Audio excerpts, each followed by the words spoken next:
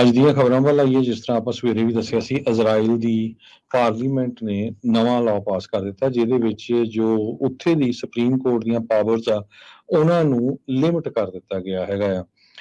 US ਦੀ government ਨੇ ਕਿਹਾ ਵੀ ਇਹ ਅਨਫੋਰਚੂਨੇਟ ਵਾਪਰਿਆ ਆ। ਕੰਟਰੋਵਰਸ਼ੀਅਲ ਰੀਜ਼ਨੇਬਲਨੈਸ ਬਿੱਲ ਇਹ ਸੀਗਾ, ਪਿਛਲੇ 29 ਹਫ਼ਤਿਆਂ ਤੋਂ ਲਗਾਤਾਰ ਲੋਕ ਉੱਥੇ ਦੇ ਜੋ ਪ੍ਰਾਈਮ ਮਿਨਿਸਟਰ ਬੈਂਜਾਮਿਨ ਨੈਤਨਯਾਹੂ ਆ ਉਹਨਾਂ ਦੇ ਅਗੇਂਸਟ ਪ੍ਰੋਟੈਸਟ ਕਰ ਰਹੇ ਸੀ। ਬਹੁਤ ਜਗ੍ਹਾ ਦੇ ਉੱਤੇ ਵਾਇਲੈਂਸ ਵੀ ਹੋਈ ਹੈਗੀ ਆ।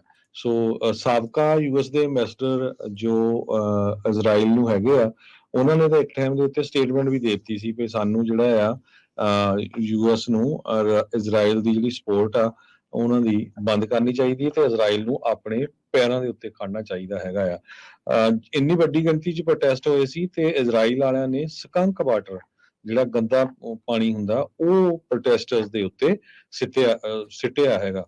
ਤੇ ਇਸ ਸਾਰੇ ਸੰਬੰਧ ਦੇ ਵਿੱਚ ਜੋ ਇਜ਼ਰਾਈਲ ਦੀ ਪਾਰਲੀਮੈਂਟ ਨੇ ਵੋਟ ਪਾਇਆ, ਜਿਹਦੇ ਮੁਤਾਬਕ ਸੁਪਰੀਮ ਕੋਰਟ ਦੇ ਕੋਲ ਪਾਵਰਸ ਦੀ ਬਹੁਤ ਲਿਮਿਟ ਘੱਟ ਰਹਿ ਗਈ ਆ। ਉਹਦੇ ਸੰਬੰਧ ਦੇ ਵਿੱਚ ਵਾਈਟ ਹਾਊਸ ਨੇ ਸਟੇਟਮੈਂਟ ਜਾਰੀ ਕੀਤੀ ਆ ਵੀ ਇਹ ਬਹੁਤ ਅਨਫੋਰਚੂਨੇਟ ਆ। ਸਾਡਾ ਇਜ਼ਰਾਈਲ ਜੋ ਬਹੁਤ ਲੰਮੇ ਸਮੇਂ ਤੋਂ ਫਰੈਂਡ ਹੈਗੇ ਆ, ਬਾਈਡਨ ਹੋਣਾ ਨੇ ਪਬਲਿਕਲੀ ਤੇ ਪ੍ਰਾਈਵੇਟਲੀ ਆਪਣੇ ਵਿਊ ਵੀ ਦਿੱਤੇ ਸੀ ਵੀ ਇਹ ਗੱਲ ਗਲਤ ਹੈਗੀ ਆ। ਸੁਪਰੀਮ ਕੋਰਟ ਦੀ ਜੋ ਪਾਵਰਸ ਆ ਉਸ ਨੂੰ ਘਟਾਉਣਾ ਨਹੀਂ ਚਾਹੀਦਾ। ਜੀ।